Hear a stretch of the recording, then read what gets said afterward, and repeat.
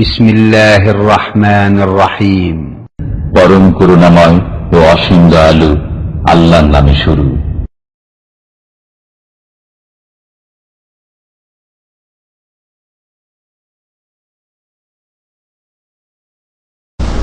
আসসালামু আলাইকুম ওয়া রাহমাতুল্লাহি ওয়া বারাকাতুহু। বিসমিল্লাহির রহমানির রহিম। আলহামদুলিল্লাহি রাব্বিল আলামিন ওয়াস সালাতু ওয়াস সালামু আলা সাইয়্যিদিল মুরসালিন নবিয়িনা মুহাম্মদ ওয়া আলা আলিহি ওয়া সাহবিহি আজমাইন ওয়া মান তাবি'আহুম বিইহসানিন ইলা ইয়াউমিদ্দিন। আম্মা বা'দ। ফাকাদ ক্বালা আল মুআল্লিফ রাহিমাহুল্লাহু তাআলা বাবু মা জা'a ফি যাবহি লিগাইরিল্লাহ ওয়া কাউলিল্লাহি তাআলা কুল ইন্না সালাতি ওয়া নুসুকি ওয়া মাহইয়ায়া ওয়া মামাতি লিল্লাহি রাব্বিল আলামিন লা শারীকা লাহ ওয়া কাউলিহি তাআলা ফাসাল্লি লিরাব্বিকা ওয়ানহার। عن علي رضي الله عنه قال حدثني رسول الله صلى الله عليه وسلم بأربع كلمات: لعن الله من ذبح لغير الله، لعن الله من لعن والديه، لعن الله من آوى محدثا، لعن الله من غير منار الأرض. رواه مسلم. وعن طارق بن شهاب أن رسول الله صلى الله عليه وسلم قال دخل الجنة رجل في ذباب ودخل النار رجل في ذباب. قال وكيف ذلك يا رسول الله؟ قال مر رجلان على قوم لهم صنم لا يجوزه أحد حتى يقرب له شيئا، فقالوا لأحدهما قرب، قال ليس عندي شيء أقرب، قالوا قرب ولو ذبابا، فقرب ذبابا فخلوا سبيله فدخل النار. وقالوا للآخر قرب، فقال ما كنت لأقرب لأحد شيئا دون الله عز وجل، فضربوا عنقه فدخل الجنة. رواه أحمد. সম্মানিত ভাতৃমণ্ডলী এবং যারা দূর থেকে শুনছেন ভাই এবং বোনেরা, বিশেষ করে আমেরিকা কানাডার ভাই বোনেরা যারা লাইনে আছেন শুনছেন, আল্লাহ পাক রব্বুল আলামিনের পক্ষ থেকে আপনাদেরকে জানাই আন্তরিক সালাম। আর তারপরে আল্লাহ পাক রব্বুল আলামিনের প্রশংসা যে আল্লাহ পাক একক, যার কোনো শরীক নেই, কাজে, ইবাদতে, নাম গুণাবলীতে কোনো কিছুতে আল্লাহ পাকের শরীক নেই। সালাত এবং সালাম নাযিল হোক নবী মুহাম্মদ রাসূলুল্লাহ সাল্লাল্লাহু আলাইহি ওয়াসাল্লামের উপর, যাকে আল্লাহ পাক রব্বুল আলামিন তাওহীদের প্রচারের উদ্দেশ্যে আর শিরককে উৎখাত করার উদ্দেশ্যে পাঠিয়েছিলেন।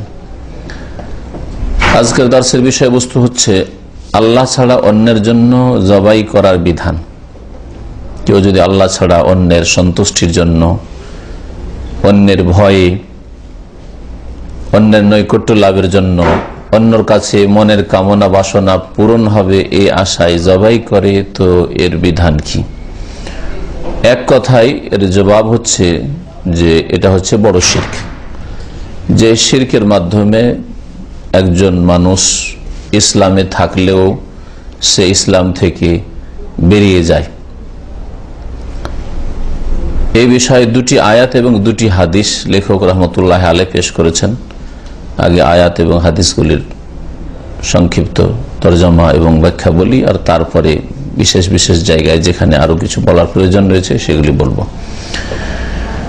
লেখক রহমতুল্লাহ আলাইহি শুরু থেকে এই কিতাবে তৌহিদের আলোচনা করেছেন, তারপরে তৌহিদের পরিপন্থী বিষয় যে শিরক, আর শিরক বিভিন্ন ধরনের রয়েছে, ছোট শিরক, বড় শিরক। আবার বড় শিরক অনেক রকমের রয়েছে, ছোট শিরক অনেক রকমের রয়েছে। বিভিন্ন রকমের শিরকগুলি আপনাদের সামনে পেশ করছেন। তার মধ্যে গত সপ্তাহে আলোচনা হয়েছিল তাবাররুক। তাবাররুক এক ধরনের আছে যেটা শিরকি তাবাররুক, আবার আর এক ধরনের আছে বিদাতি তাবাররুক, আর একটা শরীয়ত সম্মত তাবাররুক। এই সম্পর্কে আলোচনা হয়েছে। আজকের আলোচনা আল্লাহ ছাড়া অন্যের জন্য জবাই করা, এর হুকুম সম্পর্কে। এটা শিরক। আর আল্লাহর জন্য যদি জবাই করা হয় এমন জায়গায় যেখানে অন্যান্যরা আল্লাহ ছাড়া অন্যকে ডাকছে, বা আল্লাহ ছাড়া অন্যকে শরীক করা হচ্ছে, এমন কোনো আস্থা নাই, এমন কোনো স্থানে, সে মন্দির হোক অথবা মাজার হোক, যেখানে আল্লাহ ছাড়া অন্যকে সেজদা হচ্ছে, আল্লাহ ছাড়া অন্যকে ডাকা হচ্ছে, আল্লাহ ছাড়া অন্যের জন্য অনেক ইবাদত বন্দেগী পেশ করা হচ্ছে, এইরকম জায়গায় অমুসলিমদের মেলার স্থানে অথবা মুসলিম বিদাতীদের শিরক বিদাতের আস্তানায় যদি কেউ গিয়ে আল্লাহর জন্য জবাই করে, আল্লাহর জন্য জবাই করলো কিন্তু ওই সব জায়গায় জবাই করলো, মনে করলো যে সব জায়গায় জবাই করলে ওখানে গরিব গর্ব আসে অথবা অনেক লোকেরা দূর দূরান্ত থেকে আসে, তাদেরকে খাওয়াবো, এটাও একরকমের জবাই, যেটা বিদাতি জবাই। আর প্রত্যেকটি বিদাত ধীরে ধীরে মানুষকে শিরক পর্যন্ত নিয়ে যায়। আর কেউ যদি শিরক পর্যন্ত নাও পৌঁছে আপাতত, তাহলে সেই ব্যক্তি বিদাত করলো, আর বিদাত হচ্ছে গুমরাহি ভ্রষ্টতা, আর বিদাতের পরিণামও জাহান্নাম। শিরকের সাথে বিদাতের পার্থক্য এই, যদি বিদাত বড় শিরক পর্যন্ত না পৌঁছায়, যে শিরক চিরকাল জাহান্নামে রাখবে, আর বিদাত দীর্ঘকাল জাহান্নামে যাওয়ার কারণ। জাহান্নামে দীর্ঘকাল থাকতে হবে, জাহান্নামের শাস্তি পেতে হবে, কবরে আযাব পেতে হবে, দুনিয়াতে বালা মুসিবত আসবে বিদাতি জীবন যাপন করলে। আল্লাহ পাক রব্বুল আলামিনের বাণীর আগে লেখক বলছেন বাবু মা জাফি যাবহি লিগাইরিল্লাহ। এই অধ্যায় হচ্ছে এ সম্পর্কে যে আল্লাহ ছাড়া অন্যের জন্য জবাইয়ের সম্পর্কে যেসব আয়াত হাদিস এসেছে, মানে কোরআনে যা এসেছে, রাসূলুল্লাহ সাল্লাল্লাহু আলাইহি ওয়াসাল্লামের হাদিসে যা এসেছে, সবগুলি তিনি পেশ করেননি, দুটো হাদিস আর দুটো আয়াত পেশ করেছেন। ওয়াকাউলিল্লাহি তাআলা, মহান আল্লাহর বাণী, আল্লাহ পাক ইরশাদ করছেন, কুল, হে নবী তুমি জানিয়ে দাও, তুমি ঘোষণা করে দাও, ইন্না সলাতি, নিশ্চয় আমার সালাত, আমার নামাজ, ওয়া নুসুকি, আমার জবাই, আমার কুরবানি, ওয়া মাহইয়ায়া, আমার জীবন, ওয়া মামাতি, আমার মরণ, লিল্লাহ, আল্লাহর জন্য, রব্বিল আলামিন, যিনি বিশ্বজাহানের প্রতিপালক। বিশ্বজাহানের প্রতিপালক আল্লাহ যিনি, তার জন্য যেমন আমার নামাজ, তেমনি আমার কোরবানি, তেমন আমার জবাই করা, তেমনি আমার পুরো জীবন এবং জীবনের প্রত্যেকটি কাজ আর কথা, আর আমার মরণও আল্লাহর জন্য, সবকিছু আল্লাহর জন্য। লা শারিকা লাহু, যার কোনো শরিক নেই, যার কোনো অংশীদার নেই। এই আয়াত সূরা আনআমের 162 নম্বর। এই আয়াত দ্বারা আমরা জানতে পারলাম যে আল্লাহর জন্য যেমন নামাজ হবে, আর নামাজের ভিতরে যতগুলি ইবাদত বন্দেগী, কিয়াম, আর ওর মধ্যে যে দোয়া, সূরা ইত্যাদি যেগুলো রয়েছে, আল্লাহ পাকের নৈকট্য, তাসবিহ, তাহলিল, রুকু, সেজদা, বৈঠক, এগুলি যেমন আল্লাহর জন্য, ঠিক তেমনি জবাই করাও আল্লাহর জন্য হবে। সেই জবাই ঈদুল আজহার সময়ের জবাই হোক, কুরবানির জবাই হোক, আর সেটা অন্য কোনো সময়ের জবাই হোক, সেটাও আল্লাহ পাকের সন্তুষ্টির জন্য হবে, আল্লাহ পাকের নামে হবে। যেমন বিসমিল্লাহ বলে জবাই হবে, বিসমিল্লাহ আল্লাহু আকবার, ঠিক তেমনি শুধু মন্ত্র বিসমিল্লাহ আল্লাহু আকবার পড়লেন, কিন্তু জবাইটা করার উদ্দেশ্য আল্লাহ ছাড়া অন্যকে রাজি করা, অন্যের নৈকট্য লাভ করা, অন্যের কাছে কিছু চাওয়া পাওয়া আছে এ আশায় জবাই করলেন না। জবাইটাও লিল্লাহ, আল্লাহর জন্য হইতে হবে। তারপরের আয়াতে মহান আল্লাহ ইরশাদ করেছেন সূরা কাউসারের আয়াত, আল্লাহ পাক ইরশাদ করেছেন ফাসাল্লি লিরাব্বিকা ওয়ানহার, হে নবী তুমি তোমার রবের উদ্দেশ্যে সালাত আদায় করো এবং ওয়ানহার, জবাই করো। নাহার আনহার মানে জবাই করা। নাহার উটকে দাঁড় করে যে জবাই করা হয় এটাকে নাহার বলা হয়, আর জবাহ কোন পশুকে ফেলে দিয়ে যে জবাই করা হয় এটাকে জবাহ বলা হয়। আমরা জবাইটা জানি কারণ আমাদের দেশে উট নেই, সেই জন্য এই ভাষাটা আমাদের মাঝে প্রচলিত। জবাই করা বাংলাতে ব্যবহার হয় জবাহ থেকে, কিন্তু নাহর শব্দটা ব্যবহার হয় না, কারণ উট আমাদের কাছে পরিচিত নাই। কিন্তু আরবরা, যাদের দেশে উট বেশি, তারা নাহার বললে বুঝে আর জবাহ বললে বুঝে, দুটোই শব্দ বুঝে। তো আরবরা যেহেতু বেশিরভাগ উটই জবাই করতো, আর উটকে নাহার করা হয়, জবাই করা হয় না, মানে দাঁড় করে জবাই করা সুন্নাত। যদি বিপরীতটা জায়েজ আছে, কিন্তু উত্তম হচ্ছে যে দাঁড় করে জবাই করা, হয়তো অনেকে দেখেছেন জবাই করতে। সেই জন্য আল্লাহ পাক নাহার শব্দটি এখানে উল্লেখ করেছেন। ফাসাল্লি লিরাব্বিকা, হে নবী মুহাম্মদ সাল্লাল্লাহু আলাইহি ওয়াসাল্লাম তুমিও তোমার রবের জন্যই সালাত আদায় করবে, নামাজ পড়বে, আর রবের জন্যই জবাই করবে। তো রবের নামে জবাই করবে, রবের সন্তুষ্টির জন্য জবাই করবে, রবের নৈকট্য লাভের জন্য জবাই করবে। হ্যাঁ, রবের কাছে কিছু পাবো, হ্যাঁ নেব, নেকি হোক আর মনের কামনা বাসনায় হোক, আশায় হোক, রবের উদ্দেশ্যে জবাই করবে। যেই কোরআনে কারিমে সালাত, নামাজ আর জবাইকে একসাথে বলা হয়েছে, নামাজটা শুধু আল্লাহর জন্য পড়বেন আর জবাইকে ভাগ করে নেবেন, যে কুরবানির জবাই তো আল্লাহর জন্য, আর ওরসের জবাই বাবার জন্য, পীরের জন্য, মাজারের জন্য, এর চাইতে বড় শিরক আর কি হতে পারে। আল্লাহ পাক মুসলিমদেরকে বুঝার তৌফিক দান করেন। তারা যদি কোরআন বুঝতো তাহলে হেদায়েত পেয়ে যেত। কোরআনে কারিমে আল্লাহ পাকের নূর রয়েছে, এই নূর পেয়ে যেত যদি কোরআন অর্থ সহ পড়তো এবং কোরআন নিয়ে তারা চিন্তা করত, যে চিন্তা করতে আল্লাহ পাক বলেছেন, কোরআনের যদি তারা হক আদায় করত তাহলে অবশ্যই হেদায়েত পেত। আল্লাহ পাক অত্যন্ত দয়ালু, আরহামুর রাহিমিন। কোন মানুষকে কোরআন সে অর্থ সহ পড়বে, বুঝবে যে আল্লাহ তুমি কি বলেছো, আমি জানতে চাই আর মানতে চাই, এই আশা নিয়ে কেউ যদি কোরআন পড়ে, জানতে চায় আর মানতে চায়, তার মানে শুধু তেলাওয়াত করবে না, বক্সাবে না, পড়ে দিল খতম করে দিল আর বক্সায় দিল, এই কাজ করবে না। কোরআনের অর্থ বুঝবে, জানতে চাই না, অর্থ বুঝলে কি করে জানবে, আর মানতে চাই, জানার পরে মানবো, আল্লাহ যা বলেছেন তাই মানবো, এই নিয়ত যার আছে আল্লাহ পাক অবশ্যই তার নিয়ত পূরণ করবেন। কখন আল্লাহ পাক নিরাশ করবেন না, হতভাগা করবেন না, কখন আল্লাহ বঞ্চিত করবেন না তার রহমত থেকে। কিন্তু যাদেরকে আল্লাহ গুমরাহ করেছেন বা যারা গুমরাহ হয়েছে, তারা কোরআনের অর্থ বুঝে না, জানতেও চায় না, আর জানলে মানতে চায় না। এত বড় বড় আলেম হুজুররা বুঝেনি, তারাও তো যাচ্ছে, তারাই তো বলছে যে উলিয়া উলিয়া দিতে পারে। হ্যাঁ, কোরআন জানতে চায় না, কোরআনে কি বলেছে উপেক্ষা করে, আর মানুষে কি বলেছে তা আমি অন্ধভাবে মানে, যার ফলে আল্লাহ পাক এই শ্রেণীর লোকদেরকে হেদায়েত করেনি। আল্লাহ পাক রব্বুল আলামিনের দুটি আয়াত শুনালাম, তারপরে হাদিসের দিকে যাই।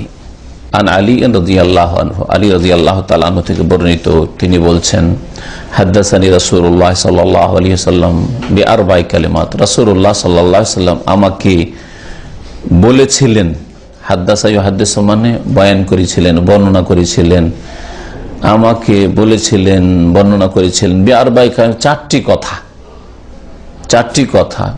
কালেমা মানে হয় শব্দ, কিন্তু শব্দ বলে আমরা বা কথা বললে অনেক কথাই বলি। হ্যাঁ, আপনার সাথে একটা কথা আছে, কিন্তু একটা কথাতে মেলা কথা তো বলছেন। হ্যাঁ, তো আরবি তো এরকমই, কালেমা বলে কালাম বা জুমলা, বাক্য উদ্দেশ্য করা হয়। হ্যাঁ, তো এখানে চারটি কালেমা এরকমই, লা ইলাহা ইল্লাল্লাহ কালেমা না, লাই তো একটা কালেমা, ইলাহ একটা কালেমা, ইল্লাহ একটা কালেমা, আল্লাহ একটা কালেমা। হ্যাঁ, আর এতগুলি কালেমা মিলে একটা কালাম বা একটা জুমলা সেন্টেন্স হয়েছে, একটা বাক্য হয়েছে, কিন্তু কালেমায়ে শাহাদাত বা কালেমায়ে তাইয়্যিবা বলছেন। তো কালেমা বলে কালাম বা জুমলা উদ্দেশ্য করা আরবি ভাষায় হয়, যেটা আমরা নিজেরা বলে থাকি, বুঝে বলি আর নাই বুঝে বলি। এইরকমই নবী করিম সাল্লাল্লাহু আলাইহি ওয়াসাল্লামের হাদিস, সহিহ বুখারীর শেষ হাদিসটা, কালেমাতানে দুটি শব্দ আছে, নবী সাল্লাল্লাহু দুটো শব্দ বলেছেন, হাবিবাতান ইলার রাহমান, আল্লাহর কাছে খুব প্রিয়। হ্যাঁ, খফিফাতান আল লিসান, জবানে খুব হালকা, সাকিলাতান ফিল মিজান, আর দাঁড়ি পাল্লায় আল্লাহ পাকের নেকি যে গুনাহ আর নেকি মাপা হবে কিয়ামত দিন, তা তো অত্যন্ত ভারী। দুটি শব্দ কি, সুবহানাল্লাহ ওয়া বিহামদিহি, সুবহানাল্লাহ, এটাই তো, এটা সুবহান একটা আর আল্লাহ, দুটো কালমা হয়ে গেল, দুটো দিয়ে একটা বাক্য হইল, ওয়া বিহামদিহি আর এক বাক্য হইল। হ্যাঁ, ওয়াও বা হামহি, সবগুলি একটা একটা করে কালেমা। হ্যাঁ, সুবহানাল্লাহিল আযীম, সুবহান আল্লাহ আজিম। হ্যাঁ, এতগুলি শব্দ কালেমা আছে, অথচ নবী কারীম সাল্লাল্লাহু আলাইহি ওয়াসাল্লাম কি বলেছেন, কালেমাতানে, দুটি কালেমা আছে। কালেমা মানে এখানে দুটো বাক্য আছে, এইরকম এখানে চারটি বাক্য বা চারটি কথা নবী করিম সাল্লাল্লাহু আলাইহি ওয়াসাল্লাম আমাকে বলেছেন। আলী রাদিয়াল্লাহু তাআলা আনহুর সামনে বলেছেন, হয়তো একাই ছিলেন অথবা অন্যরা ছিল, কিন্তু তিনি বলছেন আমাকে বলেছেন রাসূলুল্লাহ সাল্লাল্লাহু আলাইহি ওয়াসাল্লাম। এটা হচ্ছে গুরুত্ব, যে আপনার সাথে অনেক লোকে বলা হলে আপনাকে বলা হয়েছে, বিশেষ করে আপনি মনে করবেন যে এটা আপনাকে বলা হয়েছে, আপনি অন্যের উপর চাপিয়ে দেবেন না। প্রথম কথা যেটা বলা হয়েছে, লান আল্লাহু মান যাবাহা লিগাইরিল্লাহ, আল্লাহ পাক লানত করেছেন, আল্লাহ পাকের অভিশাপ রয়েছে ওই সব লোকের ওপর যারা জবাই করবে লিগাইরিল্লাহ, গায়রুল্লাহর জন্য, আল্লাহ ছাড়া অন্যের জন্য। মান এর অর্থ এক বচন হয় আর বহু বচন হয়, এই জন্য আমি কখনো কখনো এক বচন দিয়ে অনুবাদ করি, তর্জমা করি, ওটাও ভুল না। হ্যাঁ, আর যদি বহুবচন দিয়ে করেন সেটাও ভুল না। লান আল্লাহ, আল্লাহ পাক লানত করেছেন ওই লোকের ওপর, ওই ব্যক্তির ওপর, এক বচন দিয়ে, বা ওই সব লোকের ওপর যারা যাবাহ লিগাইরিল্লাহ, মানের মধ্যে এক বচন বহু বচন দুটোরই অর্থ থাকে। যারাই আল্লাহ ছাড়া অন্যের জন্য জবাই করবে, আর এর আগে বললাম, আবার বলছি যাতে আর না বলতে হয় যে আল্লাহর জন্য মানে আল্লাহ ছাড়া অন্যের নামে, এটা আমি অমুক দেব বা দেবীর নামে, এটা জিনের নামে জবাই করলাম, এটা আমার অমুক পীরের নামে অমুক মাজারের নামে জবাই করলাম, এটা বলুক বিসমিল্লাহ আল্লাহু আকবার, হয়তো বললো না, বা বিসমিল্লাহ আল্লাহু আকবার বললো মন্ত্রের মতো, কিন্তু আসলে জবাইয়ের সন্তুষ্টির উদ্দেশ্য কার? গায়রুল আল্লাহ ছাড়া অন্যের সন্তুষ্টির উদ্দেশ্য, নৈকট্য লাভ কার করা উদ্দেশ্য? জিনের অথবা কোন মানুষের, মৃত বা জীবিত ইত্যাদি, অথবা কোনো কিছু পাবো আল্লাহ ছাড়া অন্যের কাছে, ওই মাজারে, সেই জন্য মাজার নিয়ে খাসি মুরগি জবাই করছি, যদিও বিসমিল্লাহ আল্লাহু আকবার বলে জবাই করেছে, হ্যাঁ, কিন্তু নিয়ে গিয়ে ওখানে জবাই করার উদ্দেশ্য, বা বাড়িতেই জবাই করেছে, কিন্তু বাবা যেহেতু সব জানতে পারেন, বাড়িতে জবাই করলো, এটা অমুক বাবার নামেই জবাই করছে, আমার বাড়িতেই জবাই করছে, তার কাছে কিছু পাবো, হ্যাঁ, বাবার নামে এটাকে জবাই করছি, পীরের নামে জবাই করছি, অমুক মাজার নামে জবাই করেছি, খাজা বাবার নামে জবাই করেছি, গৌসুল আজমের নামে জবাই করেছি, তাহলে আল্লাহ পাক এইরকম লোকদের ওপর লানত করেছেন, লানত করেছেন। তো আল্লাহ পাক রব্বুল আলামিনের লানত ওয়া রাসূলুল্লাহ সাল্লাল্লাহু আলাইহি ওয়াসাল্লাম লানত আমভাবে গুনাহগারদের ওপর রয়েছে, বিভিন্ন রকমের কাবিরা গুনাহ। আর এটা হচ্ছে কাবিরা গুনার লক্ষণ। যে কোনো কাবিরা গুনার একটি লক্ষণ হচ্ছে যে আল্লাহ যদি লানত করে থাকেন, তার রাসূল লানত করে থাকেন। লানতের মানে কি? আরবি শব্দ এটা। লানত মানে অনেকেই বুঝেন না শাব্দিক অর্থ, যদি এমনি বুঝছেন যে লানত মানে খারাপ জিনিস, এটা লানত মানে হচ্ছে রহমত থেকে বঞ্চিত করা। আল্লাহ পাক লানত করেছেন মানে আল্লাহ পাক তার রহমত থেকে বঞ্চিত করবেন এই শ্রেণীর লোককে, এটা আল্লাহ জানিয়ে দিয়েছেন, ঘোষণা করে দিয়েছেন যে আমার লানত মানে আমি রহমত দেব না, আমার রহমত থেকে বঞ্চিত। যদি এমন পাপ হয় যা দিয়ে ইসলাম থেকে বেরিয়ে গেছে, তো কোনোদিন আল্লাহ রহমত দেবেন না।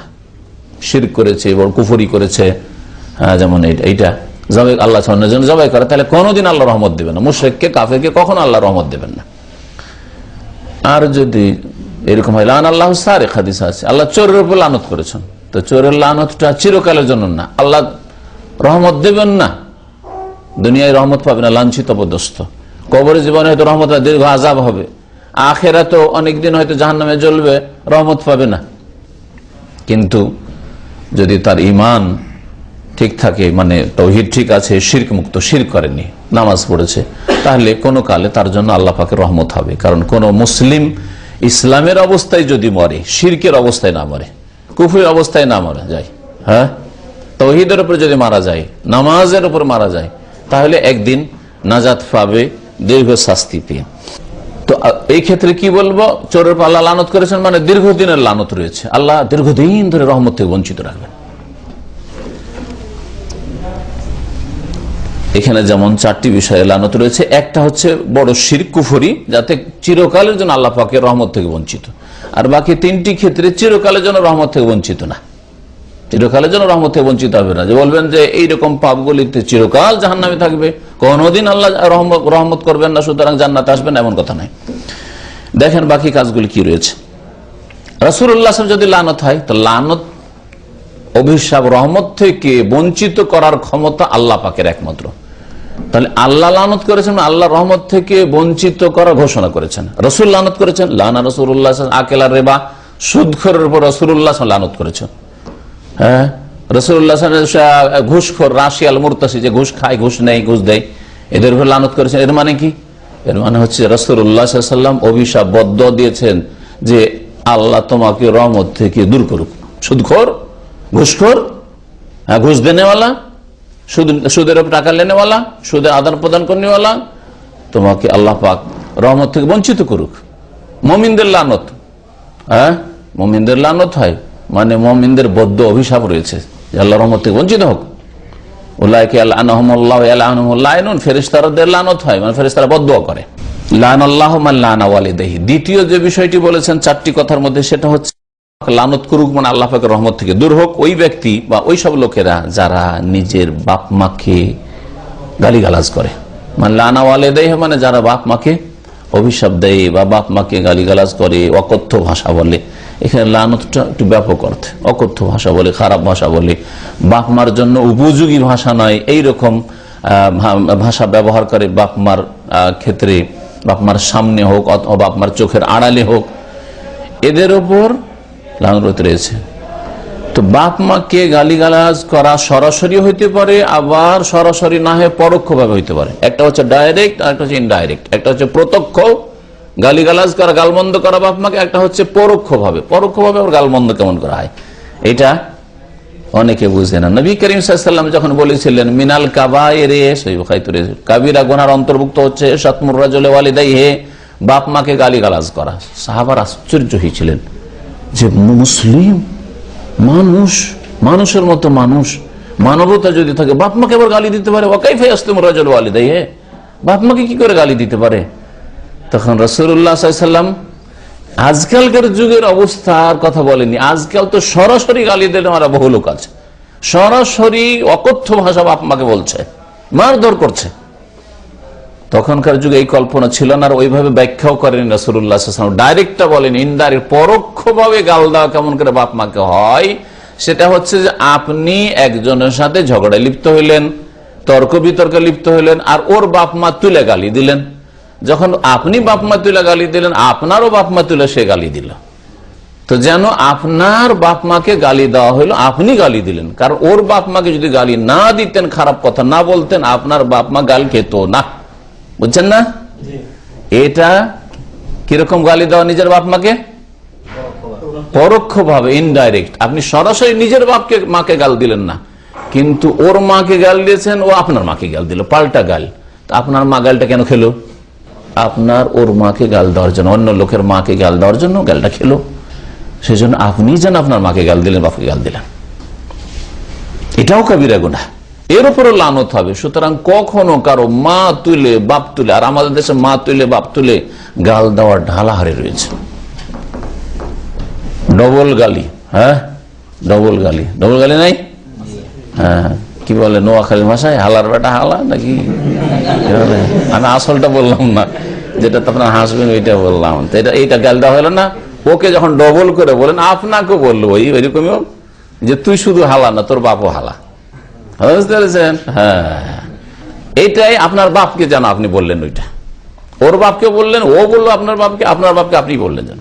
3 নম্বর, লানাল্লাহু মান আওয়া মুহাদ্দিসান, আল্লাহ পাকের লানত, অভিসম্পাত রয়েছে ওই সব ব্যক্তির উপর যারা বিদাতিকে আশ্রয় দেবে। এই বাক্যটার দুটো অর্থ রয়েছে। হ্যাঁ, এই বাক্যটার দুটো অর্থ রয়েছে। একটা অর্থ করলাম, কি অর্থ? যে আল্লাহ পাকের লানত কার ওপর? যে বিদাতি, মুহদিস মানে বিদাতি। নবী সাল্লাল্লাহু আলাইহি ওয়াসাল্লাম বলেছেন বিদাতের ক্ষেত্রে, মান আহদাসা ফি আমরিনা হাযা, যারা আমাদের এই ধর্মের ব্যাপারে নতুন কোন কাজ করবে, দুনিয়ার ব্যাপারে নতুন কাজ করে। নতুন মোবাইল নিয়ে চলে আসেন, কোন জায়গায় পাওয়া যায় না, আপনি নিয়ে এসছেন দুবাই থেকে। হ্যাঁ, নতুন মার্কেটে নেবে আর উঠিয়ে নিয়ে চলে এসছেন, অসুবিধা নেই। দুনিয়ার ব্যাপারে ব্যবসা, নতুন ব্যবসা শুরু করলেন, এর আগে কেউ ব্যবসা জানতো না, অসুবিধা নেই। নতুন কিছু আবিষ্কার করলেন, সায়েন্স পড়াশোনা করে নতুন কিছু আবিষ্কার করে দিতে পারেন, জাতিকে দিতে পারলেন, মানুষকে দিতে পারলেন, অসুবিধা নেই। দুনিয়ার ক্ষেত্রে নবী দুনিয়ার ক্ষেত্রে বলেননি যে দুনিয়ার ক্ষেত্রে বিদআত করলে গুনাহ হবে। দুনিয়া থেকে মানুষকে উপকার করতে পারলে ফায়দা হবে, অফারুল খায়র, ভালো কাজ করা, অসুবিধা নেই। কিন্তু দিনের ক্ষেত্রে নতুন চলবে না। দিনের ক্ষেত্রে নবী করিম সাল্লাল্লাহু আলাইহি ওয়াসাল্লাম যেই দিনের উপর রেখে গেছেন, যেই নামাজের উপর রেখে গেছেন, যেই রোজা হজ যাকাত বিধিবিধান আহকামের উপর রেখে গেছেন, যেই রকম বিচার রেখে গেছেন, ওই রকম বিচার করতে হবে। ওই ক্ষেত্রে নতুন দিলে হবে না, যে চোরের হাত কাটা ছিল আমরা 6 মাস জেল দিলাম, নতুন জিনিস দিলাম, উপহার দিলাম না। উপহার দিলেন না, আপনি ধর্মকে পাল্টিয়ে দিলেন, ধ্বংস করলেন আপনি। মান আহদাসা ফি আমরিনা হাযা, যেই ব্যক্তি আমাদের ধর্মের ব্যাপারে, দিনের ব্যাপারে নতুন কিছু করবে। নবী করিম সাল্লাল্লাহু আলাইহি ওয়াসাল্লাম 2টা ঈদ দিয়েছেন, আপনার আর একটা ঈদ করা শুরু করেছে, ঈদে মিলাদুন নবী, 3টে। তো ধর্মের ব্যাপারে নতুন করলেন আপনি। মা বাবার জন্ম দিবস, মৃত্যু দিবস পালন করা শুরু করলেন। হ্যাঁ, বিবাহ দিবস, আপনার ম্যারেজ ডে পালন করা শুরু করলেন। মান আহদাসা ফি আমরিনা হাযা, এগুলো ধর্মীয় ব্যাপার, এগুলো কারণ এগুলো ধর্মের মতো পালন হচ্ছে। এদিকে ঈদ উৎসব, ঈদের দিন যেমন আমোদ ফুর্তি করে খাওয়া দাওয়া হয়, তেমনি আপনার ম্যারেজ ডে তাই হচ্ছে। সাথে এগুলো ঈদে পরিণত করেছেন। আর এই ঈদগুলি ইহুদি নাসারাদের কাছ থেকে নিয়েছেন। মান আহদাসা ফি আমরিনা হাযা, আমাদের ধর্মীয় ব্যাপারে যারা নতুন কোন কাজ করবে, মা লাইসা মিনহু, যেটা ধর্মে ছিল না, রাসূলুল্লাহ সাল্লাল্লাহু আলাইহি ওয়াসাল্লামের জামানায় ছিল না। আরে রাসূলুল্লাহ সাল্লাল্লাহু আলাইহি ওয়াসাল্লামের জন্মদিবস, মৃত্যু দিবস কোন সাহাবী পালন করেনি। তারা সবচেয়ে বেশি মহব্বত, জান মালে সবকিছুর কোরবানি করেছেন। তারা কি নেকির কাজ হলে ছেড়ে দিতেন? কেন করেননি? রাসূলুল্লাহ সাল্লাল্লাহু আলাইহি ওয়াসাল্লাম নিজের ছেলে মেয়েদের, বিবির না জন্মদিবস, মৃত্যু দিবস, বিবাহ দিবস, চলো খাদিজা তোমার আমার বিয়ে হয়েছে, তুমি প্রথম স্ত্রী, তোমার ম্যারেজ ডে পালন করি, হ্যাঁ শাদী দিবস করেছেন। তাহলে আপনি কেন করবেন? আপনি মুসলিম, রাসূলুল্লাহ সাল্লাল্লাহু আলাইহি সাল্লামের ফটোকপি, অনুসারী না, মুত্তাবে না হয় মুবতাদে, দুইয়ের এক মুসলিম। আপনি হয় মুত্তাবে, নবীর অনুসারী, নবীকে ফলোকারী, আর না হইলে মুবতাদে, বিদাতি। মুত্তাবে হইতে হবে, অনুসারী হইতে হবে, হ্যাঁ আবিষ্কারকারী হইলে হবে না, যে নতুন কিছু আবিষ্কার করলেন। ইত্তাবিউ, আল্লাহ বলেছেন অনুসরণ করো। বহু জায়গায় বলা হয়েছে কোরআনে কারিমে অনুসরণ করতে। ফাত্তাবিউনি, আমার অনুসরণ করো, তাই আল্লাহ ভালোবাসেন। আল্লাহর ভালোবাসা পেতে হইলে আর গুনাহ খাতা মাপ চাইলে ফাত্তাবিউনি, নবীর অনুসরণ আল্লাহ পাক বলেছেন। মুত্তাবে হইতে হবে, কখনো মুবতাদি হবেন না। যা আছে কোরআন হাদিসে তাই পালন করব, নতুন কিছু চাই যাতে ভালো লাগে না, চলবে না। তো কি বলছিলাম, একটা অর্থ হচ্ছে ওই যে আহদাসা মানে নতুন করা, বিদাত করা। এখানে লান আল্লাহু মান আওয়া মুহদিসান, যে ব্যক্তি বিদাতিকে আশ্রয় দিবে তারপর আল্লাহ লানত রয়েছে। আশ্রয় দেওয়া মানে কি? আশ্রয় দেওয়া মানে কেউ তাকে মারধর করছে আর আপনি তাকে জান রক্ষা করার জন্য আশ্রয় দিচ্ছেন, এটা অর্থ না। আশ্রয় দেওয়া মানে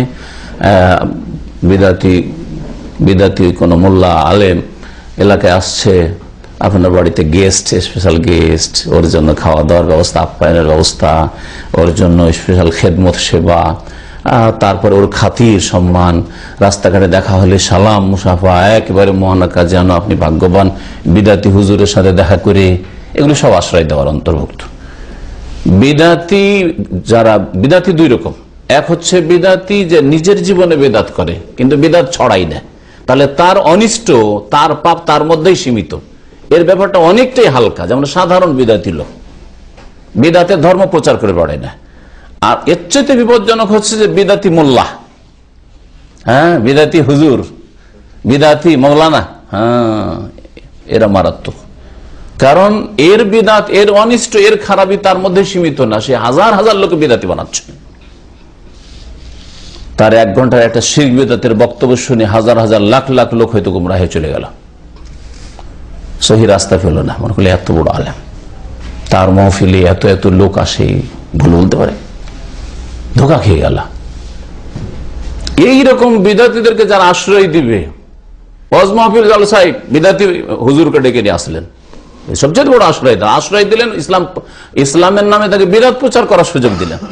লান আল্লাহ, আল্লাহ পাকের লানত হবে ওই জালসা কমিটির ওপর, ওই ওয়াজ মাহফিল কমিটির ওপর যারা বিদাতি দিয়ে ওয়াজ করাবে, মানে আওয়া মুহদিসান, যারা বিদাতিকে বাড়িতে নিয়ে আসবে, খাতির করে পীর এসছে বাড়িতে, খুশির শেষ নাই। মান আওয়া মুহদে, পীর তন্ত্র ইসলামের নেই, যেহেতু বিদাত, পীর তন্ত্রই যখন বিদাত তখন পীরও বিদাতি। পীরকে যে আশ্রয় দেবে আল্লাহ পাকের লানত হবে। লান আল্লাহ মান আওয়া মুহদিসান, যে কোনো পীর হোক। এখানে হক্কানি আর গায়ের হক্কানির কোনো ভাগ ইসলামে নেই। যারা ভাগ করেছে তারা সাধারণ লোকের চোখে ধুলা দিয়েছে, আর তারা দুনিয়ার কোনো উদ্দেশ্যে অথবা অজ্ঞতার কারণে, হক্কানি পীরও আছে আর ভণ্ড পীরও আছে। যদি লুচ্চামি করে, হ্যাঁ, আর মহিলারা গিয়ে নির্জনে খেদমত করছে, তাহলে হইল ভণ্ড পীর। আর শিরক বিদাত শিখাচ্ছে, ওয়াহাদাতুল উজুদ শিখাচ্ছে, হলুল শিখাচ্ছে, হোসেন মানুষের হাল্লাজকে এত বড় কুফুরি কথা বলার পরে আল্লাহর ওলি বানিয়ে দিচ্ছে। হ্যাঁ, এত বড় বড় শিরক কুফুরি আর বিদাত করার পরে বলছে এর হক্কানি পীর। রাসূলুল্লাহ জীবনে এরকম জিকির করেননি, সেসব জিকির আর ওজিফা আর শিখাচ্ছে, আর তাদেরকে হক্কানি বানিয়ে দিলেন। এইরকম তো ইসলামে নেই। হক্কানি যে হক কথা বলবে, আর হক হচ্ছে কোরআন আর হাদিস। কোরআনে কারিমে রাসূলের হাদিসের জিকির যদি সুবহানাল্লাহ, আলহামদুলিল্লাহ, লা ইলাহা ইল্লাল্লাহ, আল্লাহু আকবার শেখায়, আর নিজের জিকির নিজের জীবনে করবেন সম্মিলিত একসাথে লা ইলাহা ইল্লাল্লাহর জিকির সুর ধরে, এটা নবী সাল্লাল্লাহু আলাইহি ওয়াসাল্লাম সাহাবীরা করেননি। হ্যাঁ, তারপরে এইরকম আপনার ইল্লাল্লাহর জিকির, আল্লাহর জিকির, হু হু জিকির জীবনে নবী কেন কোন সাহাবিও করেননি। বরং সাহাবী নসর রাদিয়াল্লাহু তাআলা কুফায় গিয়ে বলেছেন, তোমরা জাহান্নামের দরজা প্রথম খুলছো, গোমরাহির দরজা খুলছো। ওরা ইল্লাল্লাহর জিকির, আল্লাহ এত বড় বিদাতে আসেননি, ওরা শুধু বলছিল একসাথে গোল হয়ে বসে বলছে 100 বার সুবহানাল্লাহ পড়ো। কথা যেটা পড়ছিল সুবহানাল্লাহ সব হাদিসে আছে, আলহামদুলিল্লাহ 100 বার পড়ো, শুধু ফর্মালিটি তরিকাটা 100 বার করে। 100 বার পুরা হইলো, 100 বার যখন সুবহানাল্লাহ পুরা হলো, আচ্ছা এবার 100 বার আলহামদুলিল্লাহ করো, আলহামদুলিল্লাহ 100 বার হইলো, আল্লাহু আকবার 100 বার করো। ইবনে মাসউদ রাদিয়াল্লাহু তাআলা আনহু বলেছিলেন যে হয় তোমরা আবু বকর, ওমর, ওসমান, আলী সাহাবায়ে কেরাম চাইতে বেশি হেদায়েত প্রাপ্ত পরহেজগার হয়ে গেছো, আর না হলে গুমরাহির জাহান্নামের দরজা খুলছো, মুফতাতিহু বাবাল্লাহ। আর ওদের অধিকাংশগুলি খারিজি হয়ে গেছিল পরে, জি হ্যাঁ, আর সব জাহান্নামে পৌঁছেছে। আলী রাদিয়াল্লাহু তাআলার উপর বড় ফতোয়া দিয়েছিল, আর তাদের বিরুদ্ধে যে জিহাদ হয়েছিল সেই জামানায় তাদের সবগুলি হত্যা হয়েছে নাহারওয়ারে। সাহাবীরা এই কথা বলেছেন তাদের সম্পর্কে। সুতরাং এত সুন্নতি জিকির শুধু তরিকা পাল্টে গেলে বিদআত হয়ে যায়, তাহলে ইল্লাল্লাহ, আল্লাহু, এইসব জিকির সুন্নতিও না, সম্মিলিত একসাথে জিকির সুর ধরে সুন্নতি না, তাহলে কত বড় বিদআত। তারপরে বলে হক্কানি পীর। যারা বিদাতিকে আশ্রয় দিবে, আর বিদাতি দুই রকম, নিজের জীবনে শুধু বিদাত করে, আর পীর মুরিদ বানাচ্ছে আর বিদাত ছড়াচ্ছে। ওয়াইজ, হ্যাঁ বক্তা, কত লোক যে তাদের বক্তব্য শুনছে আর গোমরাহ হচ্ছে, শিরক বিদাত গ্রহণ করছে। এদেরকে যারা আশ্রয় দিবে, এদের যারা খেদমত করবে, এদের যারা আপ্যায়ন করবে, এদের যারা শ্রদ্ধা করবে, এদেরকে যারা মাথায় চড়িয়ে নেবে, এদেরকে যারা বাড়িতে আশ্রয় দেবে, এদেরকে দিয়ে ইমামতি করাবে, এদের পিছনে নামাজ পড়ি, লান আল্লাহ মান আওয়া মুহদিসান, আল্লাহ পাকের লানত রয়েছে এইসব লোকদের উপর যারা বিদাতিকে আশ্রয় দেবে। দ্বিতীয় অর্থ এর হচ্ছে মুহদিস মানে পাপকারী, পাপী। মুহদিস মানে পাপী, যে কোনো পাপ, শুধু বিদাত নয়। চোর, খুনি, ব্যভিচারকারী, যে কোনো ক্রাইম, অপরাধ করেছে, হ্যাঁ জালিয়াতি করেছে নথিপত্রে, একামতে, পাসপোর্টে, আর সরকারের কর্তৃপক্ষ, পুলিশ বিভাগ অথবা সিআইডি তল্লাশ করছে যে কোথায় আছে, আর আপনি পরজিল ভাবছেন লোকটাকে ধরে নেবে, লোকটা জেলে চলে যাবে, বেচারাকে আমার বাড়িতে লুকিয়ে রাখি, খাটের তলায় লুকিয়ে রাখি, আলমারির মধ্যে ঢুকাই দিই। হ্যাঁ, তাহলে একজন অপরাধীকে আপনি আশ্রয় দিলেন, লান আল্লাহ, আল্লাহ পাকের লানত হইল আপনার উপর, রহমত থেকে বঞ্চিত, চিরকালের বঞ্চিত না হলে দীর্ঘকালের বঞ্চিত। এই গুনাহ, কারণ এগুলো কুফরি কাজ নয়, কিন্তু কাবিরা গুনাহ। ওই রকমই জানছেন যে এরা জাল টাকা তৈরি করবে, অথবা জাল একামা তৈরি করবে, জাল পাসপোর্ট তৈরি করবে, এদের কাছে জাল স্ট্যাম্প আছে, এরা বিভিন্ন ইউনিভার্সিটি সার্টিফিকেট দিচ্ছে, আর ওদেরকে আপনি বাসা ভাড়া দিয়েছেন, বাসা ভাড়া দিয়েছেন। এরকম অনেকে করছে, জানছে এরা পাপের কাজ করবে, বাসা ভাড়া, বিড়ি কোম্পানিকে বিল্ডিং ভাড়া, হ্যাঁ, তারপরে ব্যাংকে, সুদী ব্যাংকে ভাড়া দিয়েছে, আমি ভাড়া নিচ্ছি, ওরা কি করছে না করছে আমি কি, তুমি জানো না যেটা সুদী ব্যাংক, সুদের কারবার করবে তোমার বিল্ডিং এ, ওই পয়সার জন্য আশ্রয় দিলেন না এই ব্যাংকটাকে, এই ব্রাঞ্চটাকে তোমার বিল্ডিং এ, তোমার ঘরে আশ্রয় দিলে, লান আল্লাহ মান আওয়া মুহদিসান, আল্লাহ পাকের লানত রয়েছে ওই সব লোকদের যারা গুনাহগার, পাপিষ্টদেরকে আশ্রয় দিবে, পাপ করার জন্য আশ্রয় দিবে, অথবা পাপ করে বাঁচার জন্য এসছে যে আমাকে বাঁচা, রক্ষা করো, আশ্রয় দিবে। খুন করেছে এক শহরে, আর এসে আর এক শহরে এসে বলছে, ভাই তুমি আমার দেশি ভাই, তুমি এলাকার মানুষ, আমাকে রক্ষা করো। জবাইলে এক লোক খুন করেছিল, এক কাফের হিন্দু বাংলাদেশি, আর খুন করে এসে দামামে এসে এক মুসলমানের কাছে আশ্রয় দিয়েছে। পরে ধরা পড়েছে, আলহামদুলিল্লাহ, 5-7 বছর জেলে ছিল। তারপরে যে কি হয়েছে আমি ওই জেলে আলোচনায় যেতাম, তখন দেখেছি। তাহলে আল্লাহ পাকের লানত ওই লোকটার উপরে যে খুনিকে আশ্রয় দিল, জেনাকারীকে আশ্রয় দিল। এইরকমই আমাদের দেশে মেয়ে নিয়ে উধাও হয়ে যায়, কোর্ট ম্যারেজ করার জন্য মেয়ে নিয়ে উধাও হয়ে যায়, মেয়ে নিয়ে মেয়ের বাবার বাড়িও যেতে পারে না, আর ওই ছেলে নিজের বাবার বাড়ি আসতে পারে না, তখন কোথাও আত্মীয় স্বজন কারো বাড়ি গিয়ে আশ্রয় নেয়। এই গুনাহগারকে আশ্রয় দিল, লান আল্লাহ মান আওয়া মুহদিসান, যারা পাপিষ্টকে আশ্রয় দিবে তাদের উপর আল্লাহ পাকের লানত রয়েছে। এইভাবে এক এক করে যদি উদাহরণ দেন, আপনি আপনার জীবনে দিতে পারবেন। আমি শুধু আপনার জন্য রাস্তা খুলে দিলাম, যে কোনো পাপ করে আসার পর আশ্রয় চাইছে আপনার কাছে, ভাই আমাকে রক্ষা করেন, ভাই একটু আমাকে জায়গা দেন, হ্যাঁ একটু আমাকে বাঁচান, আপনি হেল্প করেন, পাপীকে আপনি হেল্প করবেন, লান আল্লাহ, আল্লাহ পাকের লানত রয়েছে। মান আওয়া মুহদিসান লান আল্লাহ মান গায়্যারা মান আলাল আরদ। 4 নম্বরে বললেন আল্লাহ পাকের লানত রয়েছে ওই সব লোকদের ওপর যারা ভূমির বা জমিনের চিহ্নকে, সীমানাকে, আইলকে পরিবর্তন করবে। অর্থ বুঝলেন? হ্যাঁ, আইল বলেন না আপনারা? বিদেশে আছেন, আপনি জমির খবরই রাখেন না, জমি দিল আধা হাত এক হাত চেপে আর ওই রকমই একটা আইল তৈরি করে, সীমানা তৈরি করে দিল। আপনি ভালো ঠিকই আছে, জমি মাপামাপি নেই। এইগুলো বহু হচ্ছে আজকাল, খুব হচ্ছে। আল্লাহ পাকের লানত রয়েছে, কাবিরা গুনাহ, মানুষের বান্দার হক নষ্ট করে নিতে। এই একটা এর অর্থ, এটা প্রসিদ্ধ অর্থ। আর একটা এর অর্থ হইতে পারে দ্বিতীয়, সেটা হচ্ছে যে এক জায়গা থেকে আরেক জায়গায় যাওয়ার জন্য যেসব লোকেশন দেওয়া রয়েছে, ধরেন আপনি দাম্মাম থেকে মক্কা যাবেন, রিয়াদ যাবেন, বাহরাইন যাবেন, তো রাস্তাগুলিতে গিয়ে লেখা আছে কোনটা রাস্তা আপনাকে বাহরাইন পৌঁছাবে, কোনটা রিয়াজ পৌঁছাবে, কোনটা আবার অন্যদিকে মানে কুয়েত পৌঁছাবে, আলাদা রাস্তা না, লোকেশন আছে। লোকেশন না থাকলে ভালো ভালো মানুষ, রাস্তা চেনা মানুষ হারিয়ে যাবে অনেক সময়, ঠিক না? তো এক জায়গার বোর্ড নিয়ে বাহরাইনের বোর্ডটা নিয়ে গিয়ে কুয়েতের রাস্তাতে লাগিয়ে দিলেন, কুয়েতের বোর্ড নিয়ে বাহরাইন লাগিয়ে দিলেন। কি দশা হবে মানুষের বলেন, মুসাফিরদের? হ্যাঁ, বা ভেঙে ফেলে দিলেন, নামিয়ে ফেলে দিলেন, নামিয়ে দিলেন, কিছু বুঝতে পারে না, যাচ্ছি কোথায় কিছু বুঝি না। হবে না? হবে না? মান গায়্যারা মানার আল আরদ, জমিনের চিহ্নগুলিকে, হ্যাঁ, যেসব সাইনবোর্ড দেওয়া আছে, লোকেশন দেওয়া আছে, সেগুলিকে যারা পাল্টে দেবে, এইদিকে ঢুকতে হবে, হ্যাঁ, আপনি ওইটাকে এইদিকে লাগিয়ে দিয়েছেন, ঢুকেছে আর সামনে ফাইন চলে আসলাম, উল্টো নো এন্ট্রিতে ঢুকে ফেলেছে। এরকম শয়তানি করতে পারে, যুবকরা বিশেষ করে অনেক বদমাইশি করে, ভাঙচুর করে অথবা নষ্ট করে, একটাকে আরেক জায়গায় লাগিয়ে দিলে হয়তো বদমাইশি করে, ইত্যাদি ইত্যাদি, কত ক্ষয়ক্ষতি করে। এইসব কাজ দ্বারা মানুষের যেহেতু ক্ষতি হয়, সেজন্য এর ফলে লানত রয়েছে।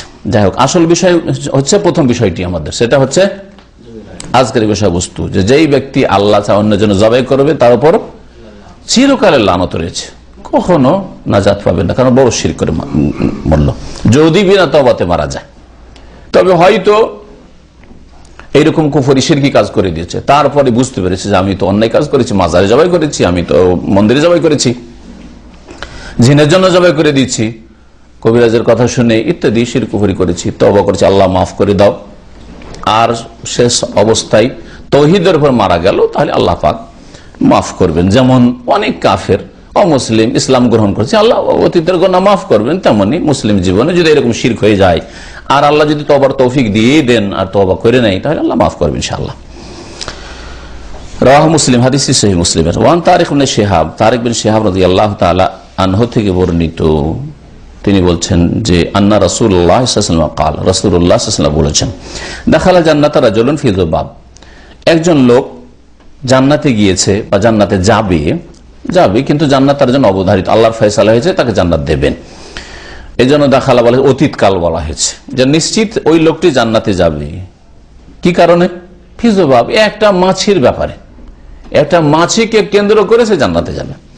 ওয়া দাখালান নারা রাজুলুন ফি যুবাব, আর একটা লোক জাহান্নামে যাবে ফি যুবাব, একটা মাছিকে কেন্দ্র করে, একটা মাছির কারণে, মাছির ঘটনা নিয়ে এক লোক জান্নাতে আর এক লোক জাহান্নামে।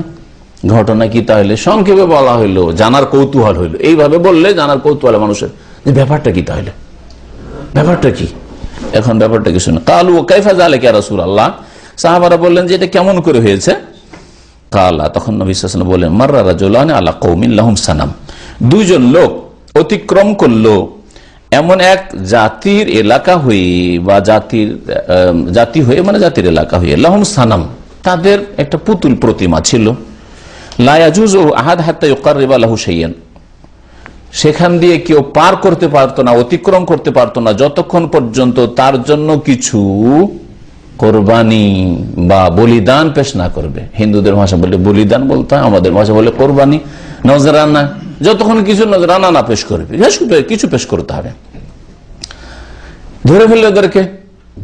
এইরকম ইন্ডিয়াতে আমরা দেখেছি বা শুনেছি, খুব বেশি হইতো আগেকালে, এখন কমে গেছে আলহামদুলিল্লাহ, কারণ সুপ্রিম কোর্ট আইন হয়েছে যে জবরদস্তি বাই ফোর্স পূজার চাঁদা নেওয়া যাবে না, তারপর থেকে একটু কমে গেছে। কিন্তু জবরদস্তি হয়তো মুসলিম হিন্দু প্রধান এলাকা দিয়ে যাচ্ছে, জবরদস্তি যুবক শয়তানরা এরা পুজোর চাঁদা মুসলমানদের কাছ থেকে আদায় করে। তো এইরকমই ঘটনা হয়েছিল। ফাকারুল আহাদাম, এই কাফের মুশরিকগুলি বলল তাদের দুজন, একজনকে কাররেব, একজনকে ধরলো, বললো যাই কিছু পেশ কর, বলিদান দে কিছু। কাল্লাইসা ইনদি শাইউন কাররেব, আমি কোনো কিছু পেশ করতে পারবো না, কোনো বলিদান ফলিদান কোরবানি নজরানা পেশ করতে পারবো না দেবদেবীর জন্য, করবো না। কালু কাররেব ওয়ালাউযু বাবান, তুমি পেশ করো, ওয়ালাউযু, যদি একটা মাছি হয়, মাছি বলিদান করো, হ্যাঁ মাছি উৎসর্গ করো, উৎসর্গ করা, এটা মাছি পেশ করো। ফাকার রাবাজ, সে দেখলো যে বাঁচতে তো পারবো না, একটা মাছি দিয়েই দিই। ফাকার রাবাজ বাবা ফাখাল্লু সাবিলা, সে একটা মাছি পেশ করে দিল, মাছি উৎসর্গ করে দিল দেবদেবীর সামনে। ফাখাল্লু, তখন তাকে ছেড়ে দিলে, চলে গেল। নবী করিম সাল্লাল্লাহু আলাইহি ওয়াসাল্লাম বলছেন ফাদাখালান নারা, যার পরিণাম তার কি হলো, সে জাহান্নামে চলে গেল। এই কুফরি শিরক করলো যেহেতু, সেই জন্য জাহান্নামে চলে গেল। কেন জাহান্নামে যাবে? হ্যাঁ, এর অবস্থা দুটির এক হইতে পারে। সম্ভাবনা আছে যে সে সন্তুষ্ট চিত্তে মাছি পেশ করেছে, সন্তুষ্ট হয়ে। আপনি যদি বেশি টাকা পয়সা না, 10টা পয়সা বাবার মাজার দিলেন, বেশি দিতে পারলাম না বা দেব না, তবে 10টা পয়সা দিই, বাবা যাতে রাজি হয়, বড় শিরক করবেন। হ্যাঁ, সন্তুষ্ট চিত্তে। তো হয় এই সন্তুষ্ট চিত্তে একটা মাছি পেশ করেছিল, সেজন্য জাহান্নামে গেছে। আর কেউ কেউ বলেছেন না, তাকে জবরদস্তি করা হচ্ছে। জবরদস্তি হলে তো মাফ আছে, জান বাঁচাবার জন্য, আত্মরক্ষার জন্য শিরক কুফরি করা বা যে কোনো পাপ করা, যদি নিরুপায় হন, নিরুপায় হওয়া আলাদা জিনিস আর ভয় হওয়া আলাদা জিনিস। ভয়কে আজকাল আমাদের মানুষরা নিরুপায় মনে করে। শয়তানদের এলাকায়, কাফেরদের এলাকায়, মুশরিকদের এলাকায়, হয় মাজারপন্থীদের এলাকায়, আর না হইলে ধরেন হিন্দু বা খ্রিস্টানদের এলাকায় রয়েছে, এই আমাদের এই উৎসবে এত টাকা দাও, ব্যবসা করে এত টাকা দাও, ভাবছে যে না দিলে এখানে ব্যবসা করা যাবে না, এখানে টিকা যাবে না, পরে ক্ষয়ক্ষতি করতে পারে, সে না আগে থেকে দিয়ে দিল বাঁচার জন্য। এটা ভয়, নিরুপায় নয়, নিরুপায় নয়, ঝুঁকি নিতে চায় না, কাউকে অসন্তুষ্ট করতে চায় না। এটা অবশ্য শিরক হয়ে যাবে, শিরকে সহযোগিতা করা বা শিরকে অংশ নেওয়া হয়ে যাবে। আর একটা হচ্ছে যে এই দিবিদের না তো একবার দিলাম, এক্ষুনি জবাই করে দিলাম, গুলি করে, এটা হচ্ছে নিরুপায়। নিরুপায় যদি হয় তো দ্বীন ইসলামের বিধান হচ্ছে যে জায়েজ আছে। আল্লাহ কোরআন বলছে ইল্লামান উকরিহা, সূরা নাহলের আয়াত, ইল্লামান উকরিহা, হ্যাঁ যদি কারো উপর জবরদস্তি করা হয়, নিরুপায় হয়ে যায়, ওয়া কলবুহু মুতমাইন্নুন বিল ঈমান, তবে তার হৃদয়, তার অন্তরটা ঈমানের উপর একেবারে অটল হয়ে রয়েছে, ঈমান মজবুত হয়ে রয়েছে, কিন্তু কি করব জান বাঁচাবার জন্য, তাহলে সে গুনাহগার হবে না, সে গুনাহগার। আম্মার বিন ইয়াসির রাদিয়াল্লাহু তাআলা আনহুকে কুফরি কথা বলে আবু জাহাল বাধ্য করেছিল, বল না তো দিলাম জবাই করে, মা গেছে শহীদ হয়ে, এখন আম্মার মারবে। তখন কুফরি কলেমা বলেছিল, রাসূলুল্লাহ কাঁদতে কাঁদতে চলে আসে, ইয়া রাসূলুল্লাহ এরকম কাজের মধ্যে হয়ে গেছে।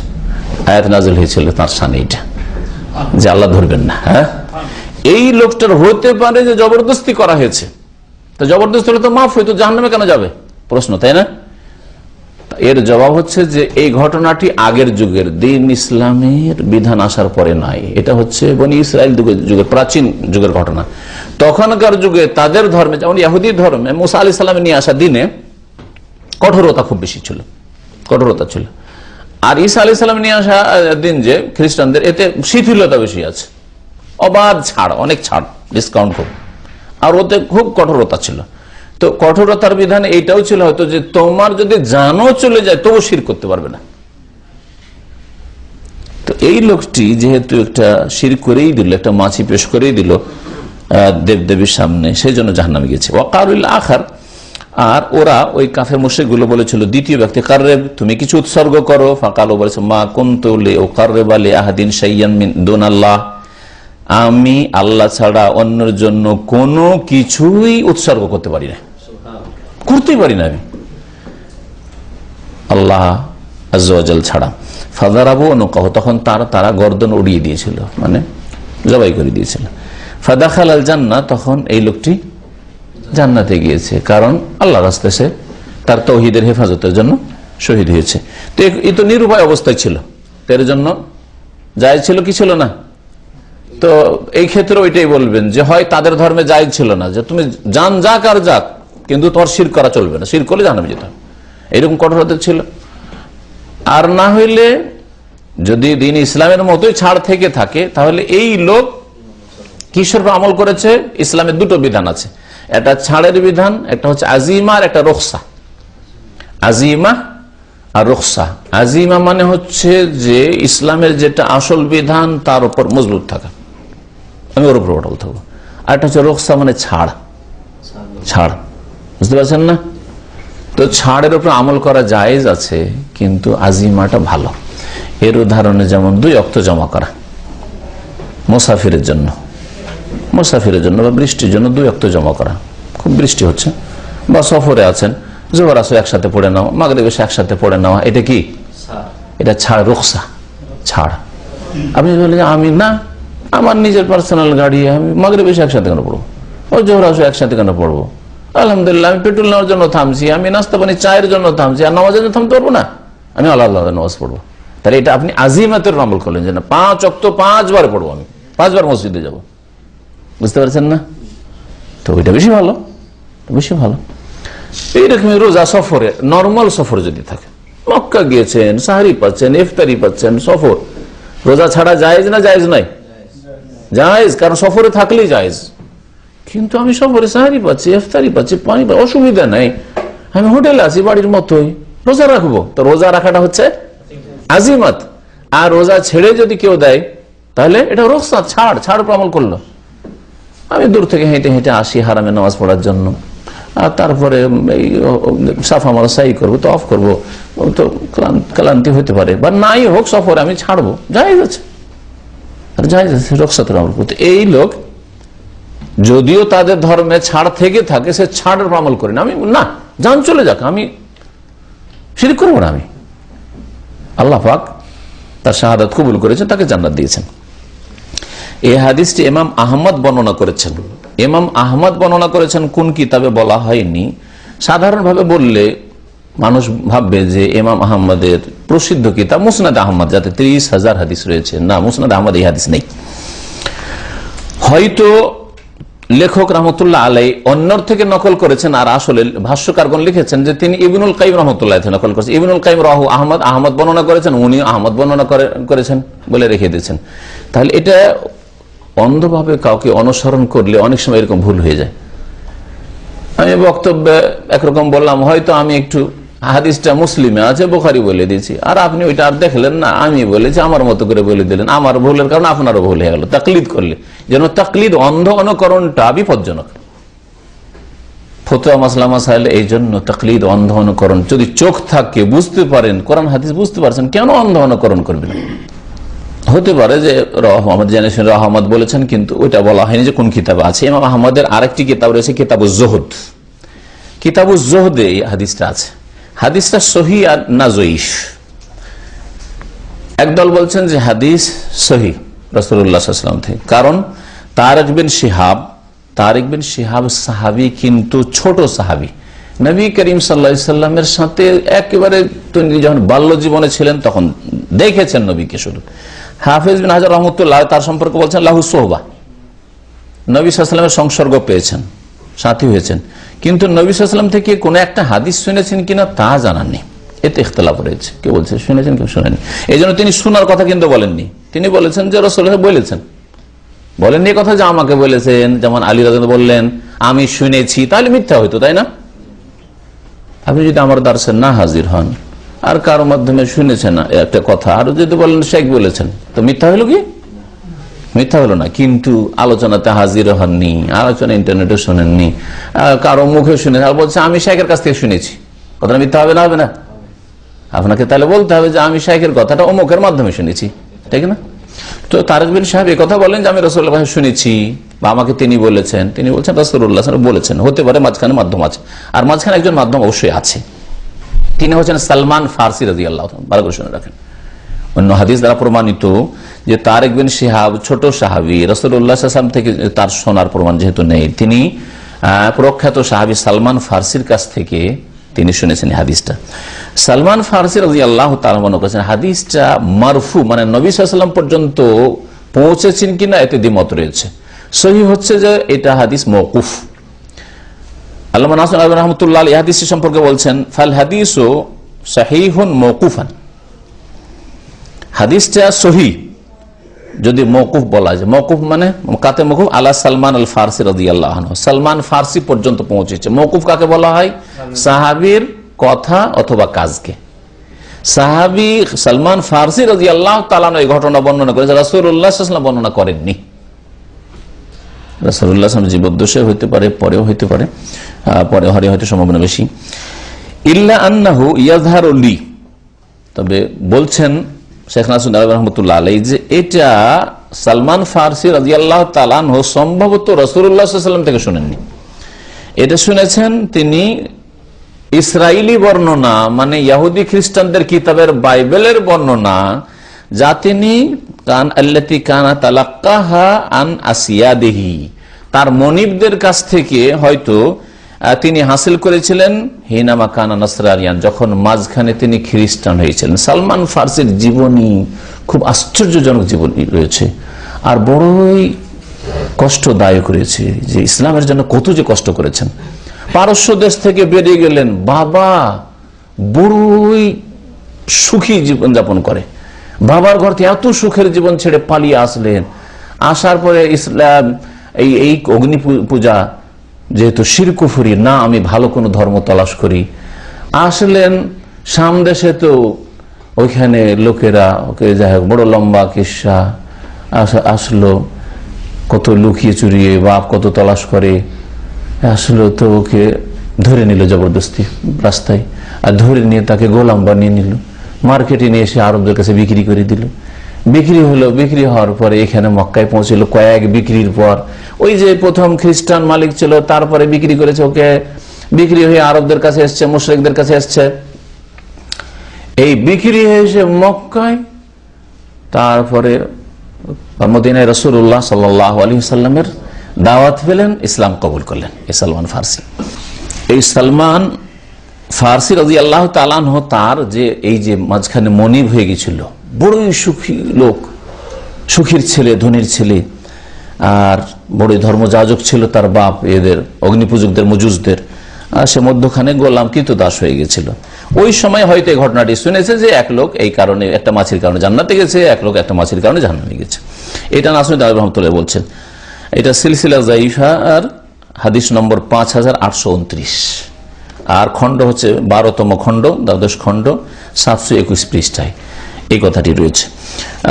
অনেকে বলেছেন যে হাদিসটা আরো কয়েক সূত্র থেকে যেহেতু এসছে, সেই জন্য হাদিসটা সহি বা হাসান হতে পারে, আল্লাহু আ'লাম। সাহাবী যালিকা সানাদুহু, সুতরাং হাদিসের সনদ সহি নবী সাল্লাল্লাহু আলাইহি ওয়াসাল্লাম পর্যন্ত হতে পারে আর কি। এই ছিল হাদিস, হাদিসের আলোচনা হয়ে গেছে। এখন দু চারটি কথা বলবো, আমাদের সময়ও শেষ হতে যাচ্ছে। জবাই কয়েক প্রকারের। একরকম জবাই হচ্ছে জবহ আদা, অভ্যাসগত জবাই। একটা হচ্ছে অভ্যাসগত জবাই। অভ্যাসগত জবাই কেমন? যেমন আপনার বাড়িতে অতিথি মেহমান এসছে, তার জন্য জবাই করা, অথবা কোনো খুশির সময় আছে জবাই করলেন, হ্যাঁ বাড়িতে খাবো, ছেলে মেয়েদেরকে নিয়ে আজকে খুশির দিন, হ্যাঁ ঈদের দিন খাবো, এইরকম জবাই। তো এইরকম যদি জবাই হয়, তাহলে এই জবাই সম্পর্কে কি বলবেন? জায়েজ না জায়েজ? সবসময় জায়েজ? হ্যাঁ, দেখতে হবে। যদি দেখা যায় যে মেহমানের জন্য জবাই করেছেন, তাহলে এটা সুন্নাত মুস্তাহাব, মেহমানকে খাওয়ানো নবী সাল্লাল্লাহু আলাইহি ওয়াসাল্লামের সুন্নাত মুস্তাহাব কাজ, নেকির কাজ। মেহমানকে খাওয়াবেন, জবাই করেছেন। ছেলে মেয়েকে খাওয়াবেন না, নিজে খাবেন, নিজে খাওয়ার জন্য জবাই করেছেন, তাহলে জায়েজ। হ্যাঁ জায়েজ। যদি গরিব মিসকিনকে খাওয়ানোর জন্য, এমন গরিব অসহায় একেবারে নিরুপায়, খেতে পাচ্ছে না, হ্যাঁ অনেক সময় আপনার জন্য ফরজ হইতে পারে, অনেক সময় জরুরি হয়ে যেতে পারে, আত্মীয়, হ্যাঁ বাপ মাকে খাওয়ানোর জন্য জবাই করেছেন, বাপ মাকে খাওয়াবো, হ্যাঁ তাহলে বাপ মাকে খাওয়ানো ফরজ, ঠিক না? স্ত্রী ছেলে মেয়েদের ভরণ পোষণ ফরজ, এদিক দিয়ে যদি দেখা যায় তো ফরজ হয়ে যাবে। তো এই ক্ষেত্রে বলছেন যে শরীয়তের যে বিধিবিধানগুলো সেগুলি হবে। এই খাওয়াতে যদি কোনো আপত্তিকর বিষয় থাকে, হয়তো জবাইটা তো ঠিক ছিল, কিন্তু জবাই করে খাওয়া দাওয়ার নিয়ম বিদাতি কিছু নিয়ম হইল বা কিছু হারাম কাজ হইল, হ্যাঁ, তাহলে হ্যাঁ ছেলে মেয়ে একাকার খাওয়া দাওয়া করলো। হ্যাঁ, যেমন আজকালকার দুনিয়াদারদের পার্টিগুলিতে হচ্ছে যে একসাথে মহিলারাও খাবার নিচ্ছে আর পুরুষরাও খাবার নিচ্ছে, আর ঘুরে ঘুরে যেখানে বসলো না দাঁড়িয়ে খাচ্ছে ইহুদি নাসারাদের মতো পশ্চিমা তরিকায়। হ্যাঁ, তাহলে হারাম হয়ে যাবে। এক কথায় অভ্যাসগত জবাই সাধারণত যদি হারামের কারণ থেকে বা আপত্তিকর কোনো কারণ থেকে মুক্ত থাকে তাহলে সাধারণভাবে জায়েজ, অথবা নেকির আশা থাকে তো নেকি অনেক জরুরি হয় তাহলে ওয়াজিব ফরজ হবে।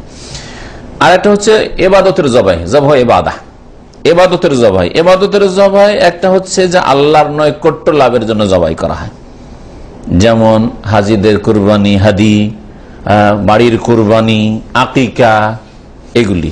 তো এগুলি কি? এগুলি হচ্ছে ইবাদত, ইবাদত এবং নেকির কাজ।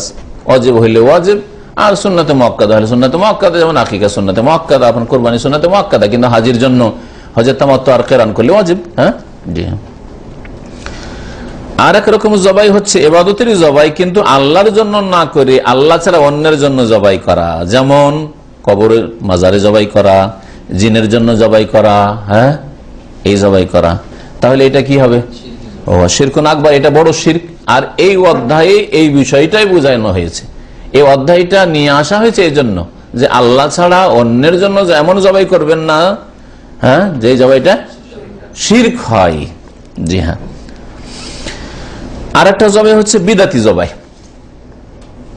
হ্যাঁ, আর একটা জবাই হচ্ছে বিদাতি জবাই, যেমন কারো জন্ম উপলক্ষে জবাই, ঈদে 12 রবিউল আউয়াল, নবীর ঈদ মিলাদুন নবীর দিনে জবাই। হ্যাঁ, এই উপলক্ষে জবাই, খাবো দাবো, আজকে আমোদ ফুর্তি করবো। অথবা আমার স্ত্রীর জন্মদিন, হ্যাঁ, আমার নেতা, হ্যাঁ, শেখ সাহেবের জন্মদিন, হ্যাঁ, অর্থাৎ আমাদের দলের, আর এক দল বলছে আমাদের দলের যে নেতা ওনার জন্মদিন, হ্যাঁ, এই দিনে জবাই। তো এইরকম জবাইগুলি যদি হয় আল্লাহর নামে হয়, আল্লাহর সন্তুষ্টির জন্য হলো, কিন্তু উপলক্ষ কি? যে কারো জন্মদিন উপলক্ষে, অথবা কোন ব্যক্তি শাসন ক্ষমতা এসছে, হ্যাঁ, আজকে আমাদের দল ইলেকশনে জিতে আজকে তারা ক্ষমতা গ্রহণ করেছে, ক্ষমতা এসছে তাদের হাতে, সেজন্য জবাই, এরকম জবাই। হ্যাঁ, অথবা কবরের কাছে জবাই, কিন্তু আল্লাহর জন্য, যেটা এর আগে একটু বলেছি। কবরের কাছে জবাই করলেন, সামনের অধ্যায়টা এই বিষয়ে আসবে। কবরের কাছে জবাই করলেন, মাজারের কাছে, হ্যাঁ, অথবা হিন্দুদের মেলা ঠেলা যেখানে হয় ওইখানে জবাই করলেন, কিন্তু আল্লাহর নামে জবাই করলেন, আল্লাহর জন্য জবাই করলেন, আর ওইখানে গরিব মিসকিনগুলোকে খাওয়াবো। দূর দূরান্ত থেকে লোকেরা, অতিথি সব এসছে, তো ওদেরকে খাওয়াবো। হ্যাঁ, শাহজালালিকে জবাই করে, 18 জবাই করেন, মাঝবানিতে জবাই করলেন, আল্লাহর জন্য জবাই করলাম, কিন্তু বিভিন্ন জায়গা থেকে, কোথা গোটা বাংলাদেশের বাইরে থেকে হয়তো লোকেরা এসছে, ওদেরকে খাওয়াবো সেই জন্য। এইরকম বিদাতি কোন ইজতেমা হচ্ছে, বিদাতি ইজতেমা, কোরআন সুন্নাহর জন্য ইজতেমা না, বিদাতি ইজতেমা। আর ওইখানকার লোক, বিভিন্ন দেশ থেকে লোকেরা এসছে, সুতরাং ওখানে খাওয়াবো, ওখানে জবাই করলাম। এইরকম জবাইগুলি, এগুলো জবাইকে কি বলবেন? ভাষ্যকার বলছেন যে এই জবাইগুলি হচ্ছে ফাহাদা মুহাররাম, হারাম লিকাউনি আলা খিলাফিশ শারা, কারণ এগুলো শরীয়ত বিরোধী জবাই।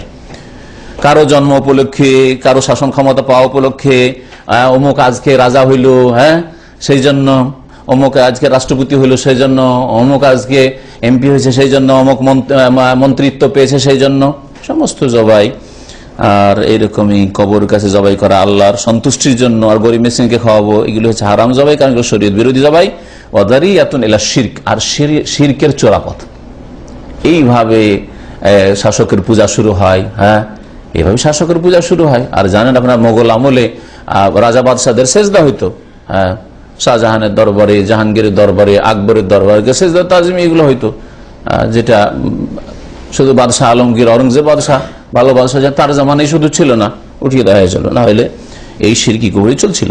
কিন্তু সংজ্ঞা, বড় শিরকের সংজ্ঞা হচ্ছে যে ইবাদতের যতগুলি ধরন প্রকরণ হইতে পারে তার কোন একটা অথবা একাধিক আল্লাহ ছাড়া অন্যকে দেওয়া। সারফু নাউইন আও ফারদিন মিন আফরাদিল ইবাদা লিগাইরিল্লাহি তাআলা, যতগুলি ইবাদত আছে সবগুলি ইবাদত আল্লাহ ছাড়া অন্যকে দিলেন না, একটা বা দুটা বা তিনটা ইবাদত আল্লাহ ছাড়া অন্যকে দিলেন। হ্যাঁ, নামাজ আল্লাহর জন্য পড়ছেন, রোজা হজ যাকাত অনেক কিছু দান খেরাত করছেন, কিন্তু একবার নিয়ে গিয়ে খাসি জবাই করলেন অথবা চাদর চড়ালেন কবরে, যে কবরে চাদর চড়ালে আমার মনের কামনা বাসনা পূরণ হবে। হ্যাঁ, একবারে শুধু আল্লাহর কাছে দোয়া করেন, কিন্তু একবারে শুধু ছেলে চাইতে বা রোগ ভালো হোক বাবার কাছে গিয়েছেন, হ্যাঁ মাজারে গিয়েছেন। তাহলে এই যে দোয়া করা, চাওয়া, ডাকা, অসাধারণ ক্ষমতার মালিক আল্লাহ, আপনি মৃতকে বা আল্লাহ ছাড়া অন্য কাউকে দিয়ে দিলেন, সেজন্য বড় শিরক করলেন। ছোট শিরকের সংজ্ঞা কি? ছোট শিরক, ছোট শিরক সম্পর্কে কেউ কেউ বলে কুল্লু ওয়াসিলাতিন আও যারিয়া তুসিল ইলা শিরকিল আকবার, এমন কোন কাজ যেই কাজগুলি বড় শিরক পর্যন্ত পৌঁছায়, সে মনের ইচ্ছা হোক অথবা কথা হোক অথবা কাজ হোক, এমন কথা কাজ যেগুলি বড় শিরক পর্যন্ত পৌঁছায়। বড় শিরক না কিন্তু বড় শিরক পর্যন্ত পৌঁছায়। যেমন আল্লাহ ছাড়া অন্যের জন্য কসম করলেন, বাপের কসম, হ্যাঁ আমি দানা ছুঁয়ে কসম করছি, আমি আমার স্বামীর গায়ে হাত দিয়ে কসম করছি, মহিলা এরা বলে, হ্যাঁ আমার ছেলের গায়ে হাত দিয়ে, মাসুম ছেলের গায়ে হাত দিয়ে আমি শপথ করছি, ছেলেটার কসম করলেন। তো এইগুলি বড় শিরক নয়, ছোট শিরক, যা বড় শিরক পর্যন্ত পৌঁছায় কিন্তু হয়তো বড় শিরক নয়।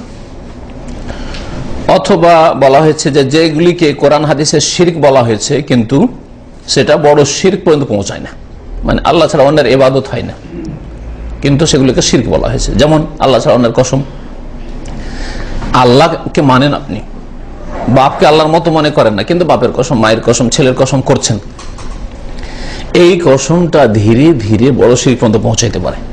অথবা এইটা ইবাদত না হলো, বাপের পূজা করলেন না, ছেলের পূজা করলেন না, স্বামীর পূজা করলেন না, কিন্তু কি করলেন আপনি, এমন কাজ করলেন যেটাকে হাদিসে বলা হয়েছে শিরক, মান হালাফা বিগাইরিল্লাহ, আল্লাহ ছাড়া অন্যের কেউ যদি হলফ করে, কসম করে, তাহলে কি করলাম, শিরক করলাম।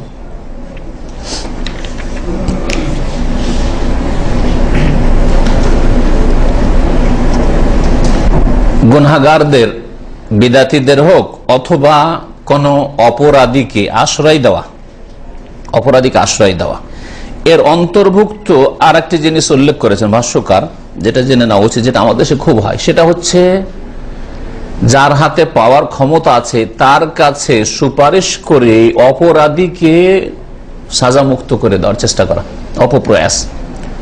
যেমন ধরেন একটা লোকের কেস আসলে খুনের কেস, খুনের কেস, তার জন্য ইসলামিক আইন হচ্ছে হত্যা, ঠিক না, যেমন সৌদি আরব। কিন্তু ধরুন বাংলাদেশের আইন, ভারতের আইন, ওই সব দেশে 5 বছর 7 বছর 10 বছর জেল হয়তো, তাই না? ওটাও হয়তো দিবেন না, রাষ্ট্রপতির কাছে পৌঁছে গেলেন, প্রধানমন্ত্রীর কাছে পৌঁছে গেলেন, না এটা আমাদের লোক ছাড়তে হবে, সুপারিশ ছাড়তে হবে একেবারে, 2-4-6 মাস থেকে বেরিয়ে চলে আসো, আর কিছুই হলো না, ওর ফাইল কোথায় যে গেল শেষ, বুঝছেন না? তাহলে এটা কি লানতের কাজ, আল্লাহ লানত হবে। তাহলে এইরকম অবৈধ সুপারিশ করা, অবৈধ সুপারিশ করা, এইরকমই কোন অপরাধী ধরা পড়েছে পুলিশ স্টেশনে, আর পুলিশ স্টেশনে আপনার পরিচিত ক্যাপ্টেনের সাথে পরিচয় আছে, আপনি গেলেন, যাওয়ার পরে বললেন ছেড়ে দেন, এটা একটা টেলিফোন দিল, ছেড়ে দিল, হ্যাঁ লানত, লানত হয়, লানত হয়। পার্টির লোকের এগুলি করে আমাদের দেশে, আমাদের লোক থানার ওসিকে বলছে, আমাদের লোক এক্ষুনি ছেড়ে দেন, হয়ে গেল, বুঝছেন না? তাহলে যেই ব্যক্তি অপরাধীকে ছাড়াবার জন্য, সাজামুক্ত করার জন্য চালালো, কোন রকম সুপারিশ করলো বা বল প্রয়োগ করলো, চেষ্টা করলো, সে তার উপরে লানত হবে, কারণ এই অপরাধীকে যেন আশ্রয় দিল। হ্যাঁ, এক নম্বরে যে বলা হয়েছে, এটা এক ধরনের শরীয়তি বিধান কায়েম হইতে দিল না, চোর হাত কাটা হাত কাটতে দিল না, কেসাস হবে কেসাস হইতে দিল না, হত্যার বদল হইতে দিল না, ইত্যাদি ইত্যাদি। অথবা একজন অপরাধ করেছে আর তার বিরোধী বাদী আর আসামি, তাই না? তো বাদী আর আসামি মাঝখানে, দুজনের মাঝখানে গিয়ে ঢুকে গেল, আর ঢোকার পরে এই প্রতিশোধ না, চলুন না, মাফ করে দাও, জবরদস্তি করে ওকে, ও আপনার ভয়ে ও ছেড়ে দিতে বাধ্য, না হলে হয়তো ক্ষমা করতো না, এটাও তার মধ্যে পড়বে। তারপরে বলছেন 3 নম্বর, নুসরাতুল মুবতাদি আবিল বিদাহ, বেদাতির সাহায্য করা বা বেদাতের সাহায্য করা, সমর্থন দিয়ে। আপনার মসজিদে বেদাত হচ্ছে, আপনি বেদাতিকে আশ্রয় দিচ্ছেন, সমর্থন করছেন। ওয়াদমা ইনকারেহা, আর আপনি কোনো আপত্তি করছেন না। বিদাত মিলাদ হচ্ছে, ধরেন বিদাতি কাজ হচ্ছে, আর আপনি পারবেন আসলে বল প্রয়োগ করতে বা এখানে অন্যায় বাধা দিতে, কিন্তু তা করছেন না, তাহলে এটাও আপনার কি করা হলো? হ্যাঁ, বিদাতিক আশ্রয় দেওয়া হলো। এই মহরমের সময় আমাদের আহলে সুন্নাত ওয়াল জামাত বাংলাদেশ, ভারত অধিকাংশ সুন্নি গ্রামে তাজিয়া নিয়ে লাঠি খেলতে আর ওই সব করতে যায় না। হ্যাঁ, এরা ওই বিদাতিরা শিয়া হয়তো করে, আর শিয়ার সাথে সাথে বেরুলিরাও করে, ওই শিয়ার মতো হয়ে গেছে, ওরা করার জন্য আসে। আর ওরা কি করে, এটাকে ব্যবসা বানিয়েছে। উঠানে যাবে, আর যাওয়ার পরে ওই লাঠি খেলা করবে, আর কিছু চাল দেবে, ডাল দেবে, টাকা দেবে, এইসব করে। আমরা ছোটকাল দেখেছি। এগুলো কাজ আশ্রয় দিলেন আপনি, আপনার উপর লানত হবে। কেন? আপনার উঠানে আপনি উঠতে দিলেন, এদেরকে তাড়িয়ে দেন। তারপরে জমির চিহ্ন বা জমির সীমানা, জমির চিহ্ন যারা কি করবে, রদ বদল করবে, সরিয়ে দেবে, পরিবর্তন করবে, তাদের উপর লানত হয়েছে। এর কয়টা ব্যাখ্যা বলেছিলাম? দুটা। আর একটা ব্যাখ্যা আছে যেটা খুব হচ্ছে আমাদের দেশে, সেটা হচ্ছে জমির আইল সীমানা চাপাচাপি নয়, আর ওই লোকেশন এক জায়গা থেকে আরেক জায়গা, ঢাকা থেকে আর সেই যাওয়ার রাস্তা কোনখানে কি আছে ওটাও করলো না। 3 নম্বর, সেটা হচ্ছে রেজিস্ট্রি অফিসে বা সেটেলমেন্ট অফিস, বুঝেন আপনারা? হ্যাঁ, ওইখানে কাগজপত্রের জালিয়াতি, হ্যাঁ জালিয়াতি, জাল রেজিস্ট্রি, আপনার সই করে দিয়ে জমি আপনার রেজিস্ট্রি আরেকজনের কাছে বিক্রি হয়ে গেছে। হ্যাঁ, বা বোনকে দেবে না, এগুলো খুব হচ্ছে। বোনকে দেবে না স্ত্রীকে, বা কাউকে স্ত্রীর বোনকে বোন সাজিয়ে নিয়ে গিয়ে, তো আমার বোন এসে রেজিস্ট্রি দেওয়ার জন্য দিয়ে দিয়েছি, পয়সা দিয়ে দিচ্ছি। কি চিনবে রেজিস্ট্রি অফিসার? কি করে চিনবে? রেজিস্ট্রার তো চেনে তো, এটা ওর বোন কি ও নিয়ে এসছে, অন্য কোনো মহিলাকে নিয়ে এসছে ভাড়া করে, যে তুই বলবি যে আমি বোন, আর আমাকে টাকা পেমেন্ট করে দিয়েছে, আমি রেজিস্ট্রি দিয়ে দিলাম। জাল রেজিস্ট্রি, কাগজপত্রে জাল করা জমি জায়গার, হ্যাঁ ছয় নয় করে এক জমিকে 2বার 3বার বিক্রি করা, বুঝতে পেরেছেন? এসবগুলি লান আল্লাহু মান গায়্যারা মানারাল আরদ, জমি কারো ছিল আর কারো নামে চলে গেল, কারো করে দিল, হ্যাঁ হক কারো ছিল আর একজনের কাছে পৌঁছে গেল, এদের উপর আল্লাহ পাকের লানত হবে। এই হাদিসের অন্তর্ভুক্ত এইসব লোকেরাও। আমরা এই দার্সে বুঝতে পারলাম যে ছোট জিনিসকে ছোট মনে করবেন না। একটা মাছি ছোট ব্যাপার, একটা মাছি দিলাম, আরে 10টা পয়সা দিলাম হাজার, এমন কি করেছি? কিন্তু 10টা পয়সা দিয়ে যে বড় শিরক করলেন আপনি, ভাবলেন না, তাহলে জাহান্নামে চলে গেলেন আপনি। জান্নাত জাহান্নাম কত নিকটে এটা জানলাম। সামান্য একটা কাজের জন্য জাহান্নামে চলে যেতে পারেন, সামান্য একটা কাজে আপনি জান্নাতে চলে যেতে পারেন। সুতরাং সবসময় জান্নাতের রাস্তায় থাকার চেষ্টা করবে। আল্লাহ পাক রব্বুল আলামিন যেন আমাদের হেফাজত করেন, আমাদের ইমানের হেফাজত করেন, আল্লাহ পাক আমাদের তাওহীদের হেফাজত তৌফিক দান করেন, শিরক বিদআত থেকে আল্লাহ পাক বেঁচে থাকার তৌফিক দান করেন। সুবহান রাব্বিকা রাব্বিল ইজ্জাতি আম্মা ইয়াসিফুন ওয়া সালামুন আলাল মুরসালিন আলহামদুলিল্লাহি রাব্বিল আলামিন। জাহেল মানে মূর্খ, জাহেল মানে মূর্খ বা অজ্ঞ। জাহেল, এক জাহেল হচ্ছে যে দ্বীন ইসলামের বিধিবিধান জানে না, হালাল হারাম জানে না, ফরজ ওয়াজিব জানে না, নামাজের তরিকা জানে না, তাওহীদ জানে না, শিরক বুঝে না, আসে জাহেল, এক জাহেল। আর আরেক জাহেল হচ্ছে জানে, হয়তো জানার পণ্ডিত, মাশাআল্লাহ মাদ্রাসা পড়া, একেবারে জানে কিন্তু আমল করে না, হাফেজ কারি মাদ্রাসায় পড়েছে আর নামাজ পড়ে না, হ্যাঁ ফিল্ম দেখে, বুঝতে পেরেছেন, মিথ্যা কথা বলে, তো জাহেল। যেই ব্যক্তি পাপ করে, পাপ করা হচ্ছে জেহালত। আবু জাহাল এই জন্য বলা হয়েছে যে সে জানতো না, এমন না, শুধু খুব বুদ্ধিমান ছিল, নাইলে নেতা হইতে পারে, কোন নেতা কি বোকা লোক নেতা হইতে পারে? কখন হইতে পারে না, ও বিচক্ষণ, সেই জন্য নেতা হয়েছে মক্কার। কিন্তু সে ইসলামের দুশ্মন আর শিরকের পৃষ্ঠপোষক, হ্যাঁ, আর আল্লাহর দিনের শত্রু, সেই জন্য ওকে আবু জাহাল উপাধি দেওয়া হয়েছে। না হলে ওর নাম ছিল আমর, ওর নাম ছিল, হ্যাঁ আবুল হাকাম। ওর বিচার এমন বিচারক ছিল যে ওকে আবুল হাকাম বলা হয়তো, কিন্তু পরে আবু জাহাল হইল। তো যেই ব্যক্তি গুনাহ করবে, হ্যাঁ সেই ব্যক্তি জেহালত করলো। কোরআনের একটি আয়াতে রয়েছে, সূরা নিসার আয়াতে, হ্যাঁ ইন্নামাত তাওবাতু আলাল্লাহি লিল্লাযিনা ইয়ামালুনা সুআ বিজাহালা। জেহালত মানে এই না যে জানতো না যে এটা গুনার কাজ, কিন্তু হঠাৎ করে হয়ে গেছে ভুলটা, অজ্ঞতাবশত, মানে এখানে হয়তো হঠাৎ করে শয়তান এই কাজটা করিয়ে দিয়েছে। তাহলে যেই ব্যক্তি গুনাহ করে সে জেহালতের কাজ করলো। আপনার মধ্যে যত বেশি গুনাহ আছে তত বড় জাহেল আপনি। সবচেয়ে বড় জাহেল হচ্ছে মুশরিক, যে আল্লাহ ছাড়া অন্যকে সেজদা করে, আল্লাহ ছাড়া অন্যের কাছে দোয়া করে, আল্লাহ ছাড়া অন্যকে মনে করে দিতে পারে, রোগ ভালো করতে পারে, সে সবচেয়ে বড় জাহেল। সে দেবদেবী সম্পর্কে মনে করুক আর কবর মাজার সম্পর্কে মনে করুক, সে সবচেয়ে বড় জাহেল। জি।